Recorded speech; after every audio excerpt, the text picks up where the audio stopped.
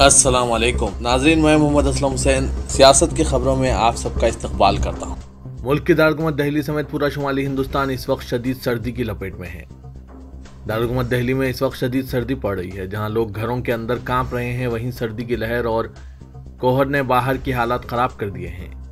शदीद सर्दी के दरमियान दिल्ली, एनसीआर समेत शुमाली हिंदुस्तान की कई रियासतें घनी धुंध की चादर में लपटी हुई है। कौमी दारकूमत और आसपास के इलाके घनी धुंध की लपेट में हैं। सड़कों पर हद निगाह सिफर हो गई है, जिसकी वजह से गाड़ियों के इशारे यानी इंडिकेटर्स भी देखना मुश्किल हो गया है।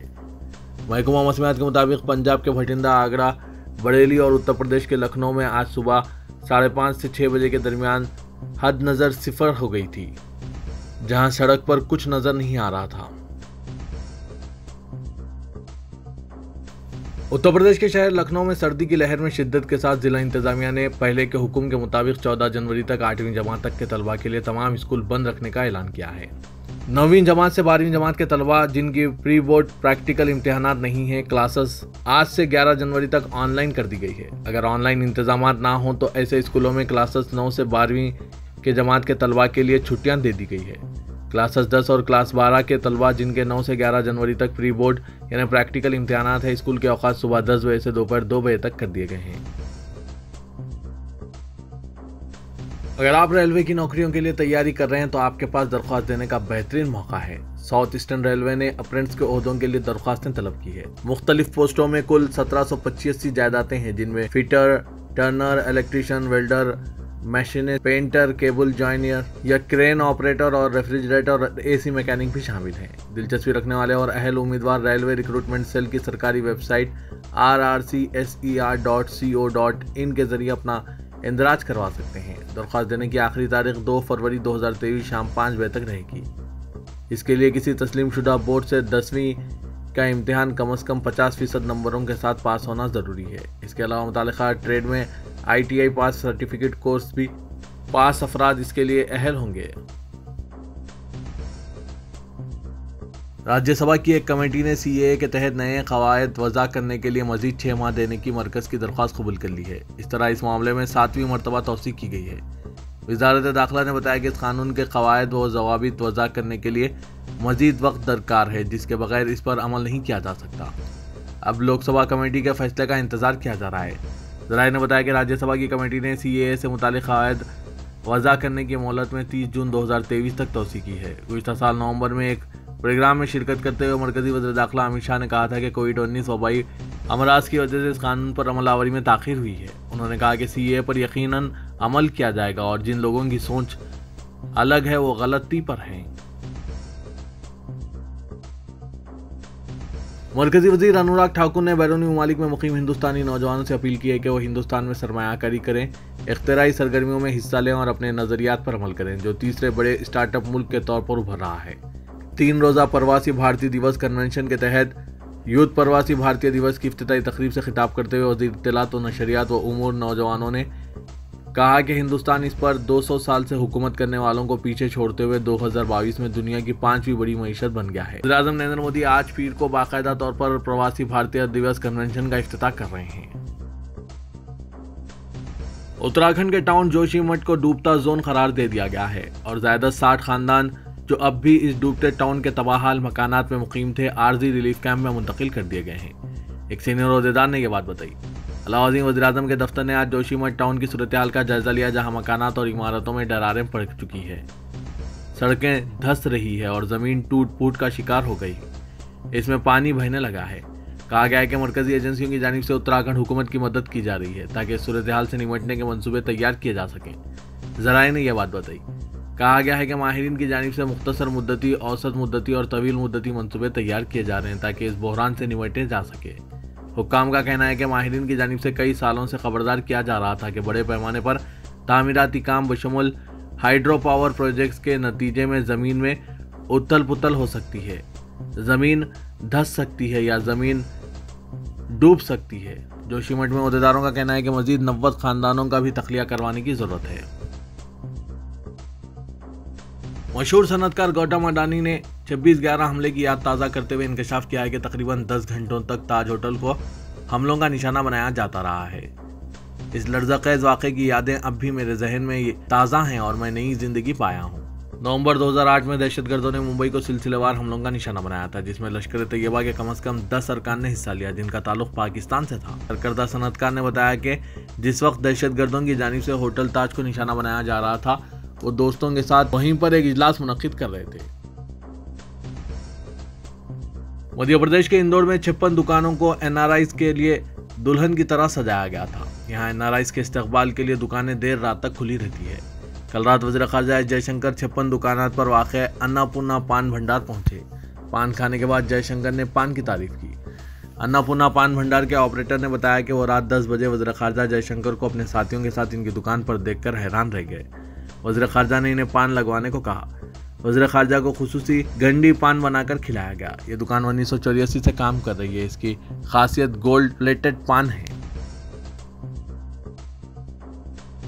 मुल्क के मौजूदा हालात और मुसलमानों के साथ बरते जाने वाले रवैये की जानिब इशारा करते हुए सदर जमातुल मुस्लिमीन मौलाना अरशद मदनी ने कहा कि एक तरफ जहां मजहबी शिद्दत पसंदी को हवा देने और अवाम के जहनों में मुनाफिरत का जहर भरने का मज़मूम सिलसिला पूरे ज़ोर व शोर से जारी है, वहीं दूसरी तरफ मुसलमानों को तालीमी और सियासी तौर पर बेहैसियत कर देने के खतरनाक मंसूबे का भी आगाज़ हो चुका है।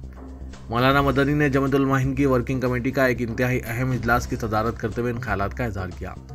उन्होंने कहा कि पिछले चंद सालों के दौरान मुल्क की इक़्तिसादी और माशी हालत हद दर्जे कमज़ोर हो रही है और बेरोज़गारी में ख़तरनाक हद तक इजाफा हो चुका है, मगर इसके बावजूद इक़्तिदार में बैठे लोग मुल्क की तरक्की का ढिंडोरा पीट रहे हैं और इस मुहिम में जानिबदार मीडिया इनका खुलकर साथ दे रहा है। उन्होंने कहा कि इक़्तिसादी और बेरोज़गारी के मसाइल से लोगों की तवज्जो हटाने के लिए ही मजहबी शिद्दत पसंदी को बढ़ावा दिया जा रहा है।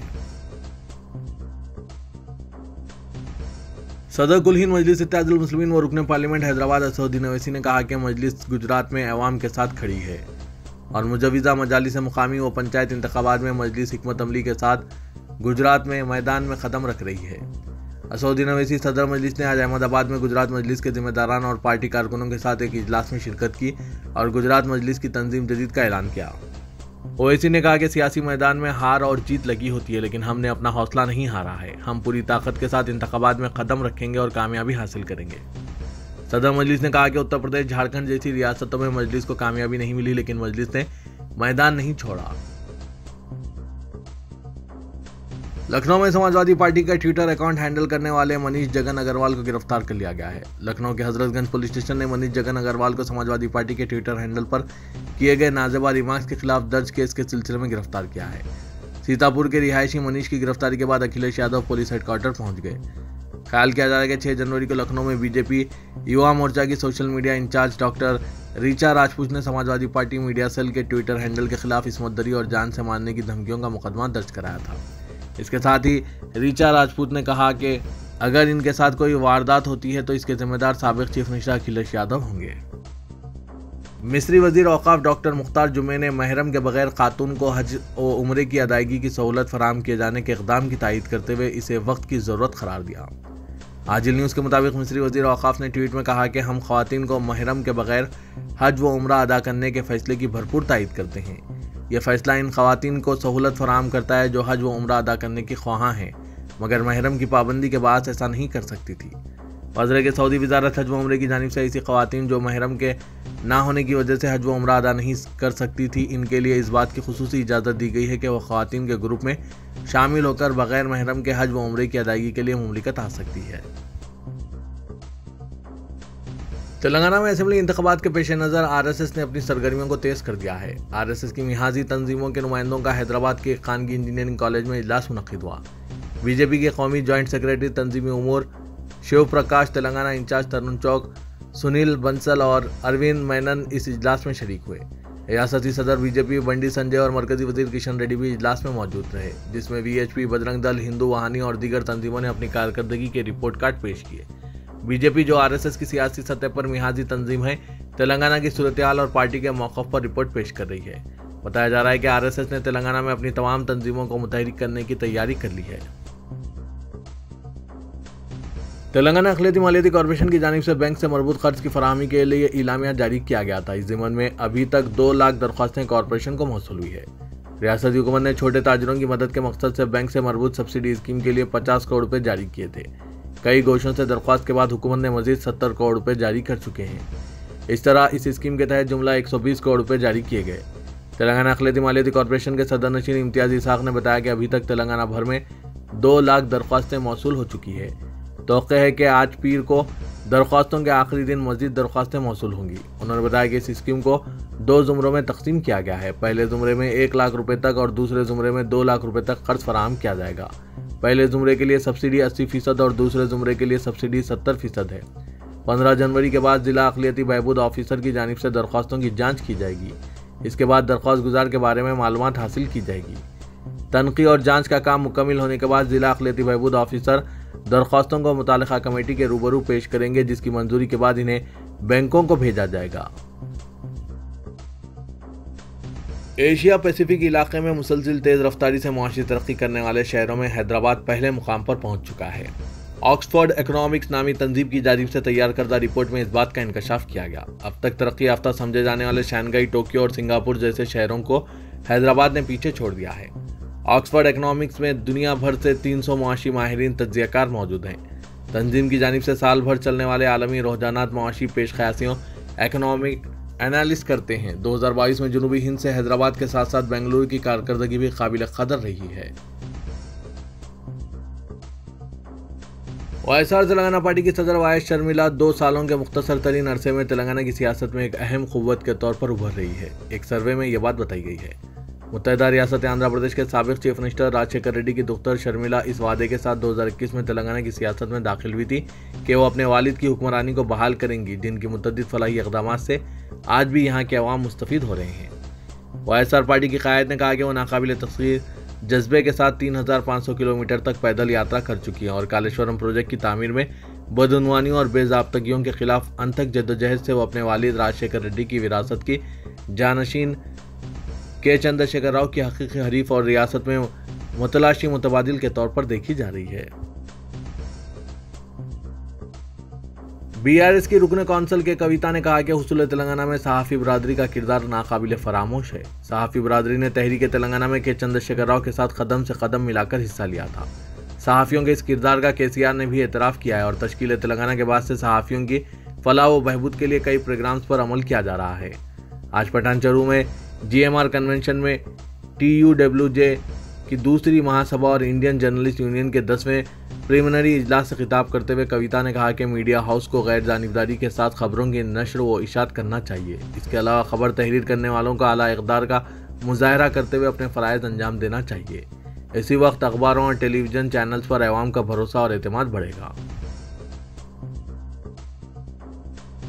तेलंगाना के वज़ीर आला के चंद्रशेखर राव मुख्तलिफ अजला के दौरे करते हुए मरबूत कलेक्टर्स के दफातर का इफ्तिताह करेंगे। चीफ मिनिस्टर के दफ्तर के मुताबिक केसीआर 12 जनवरी की सुबह महबूबाबाद जिले का दौरा करेंगे, जहां वो जिले के नए कलेक्ट्रेट के दफ्तर का इफ्तिताह करेंगे। इसी दिन दोपहर में भद्राद्री कुत्तागुड़म जिले का दौरा करते हुए वहां नए तामीरशुदा जिला कलेक्ट्रेट के दफ्तर का इफ्तिताह करेंगे। बाद अज़ां संक्रांति के बाद चीफ मिनिस्टर 18 जनवरी को खम्मम जिले का दौरा करते हुए वहां तामीर करदा कलेक्ट्रेट के दफ्तर का इफ्तिताह करेंगे। रियासत में नए अजला की तश्कील के बाद रियासती हुकूमत ने 25 मरबूत जिला कलेक्ट्रेट दफातर कॉम्प्लेक्स की कलेक्टर्स को क्वार्टर्स के साथ कई अजला में तामीर शुरू की है, जिनकी जुमला लागत 1500 करोड़ रुपए है। रुकन पार्लियामेंट हैदराबाद और सदर मजलिस असदुद्दीन अवैसी की हिदायत पर रुकन असेंबली कारवान कौसर मोइनुद्दीन ने कर्नाटक का 2 रोज़ा तंजीमी दौरा किया और प्रेस कॉन्फ्रेंस से खिताब करते हुए कहा कि कर्नाटक के मुजवज़ा असेंबली इंतखाबात में मजलिस कई नशिस्तों पर मुकाबला करेगी। कर्नाटक के बल्दी इंतखाबात में जिस तरह अवाम ने मजलिस की तायीद की, इसी तरह असेंबली इंतखाबात में भी अवामी तायीद से मजलिस कामयाबी हासिल करेगी। कौसर मोइनुद्दीन की कर्नाटक में प्रेस कॉन्फ्रेंस में कर्नाटक मजलिस के सदर उस्मान गनी, कर्नाटक के इंचार्ज मोहम्मद सलीम, कॉरपोरेटर दूध बोली हैदराबाद और कर्नाटक मजलिस के जिम्मेदारान मौजूद थे। कौसर मोइनुद्दीन ने बताया कि सदर मजलिस की हिदायत पर वो कर्नाटक के 2 रोज़ा तंजीमी दौरे पर हैं। उन्होंने गुलबर्गा, बीजापुर और जमखंडी मुकामात का दौरा किया। रुकन असेंबली गोशा महल राजा सिंह ने फिर से अपने तेवर दिखाने शुरू कर दिए हैं। हालांकि इन्हें हाईकोर्ट की जानिब से मुतनबा किया गया है कि कोई भी जहर अफशानी नहीं की जानी चाहिए, लेकिन वो बाज ना आने वाले हैं। राजा सिंह ने शाहरुख खान पर फिल्म पठान को लेकर तनकीद करते हुए सोशल मीडिया पर एक वीडियो जारी किया। उसमें उन्होंने फिल्म पठान को थिएटर में रिलीज पर इंतबा दिया और OTT प्लेटफॉर्म पर रिलीज का मशवरा दिया।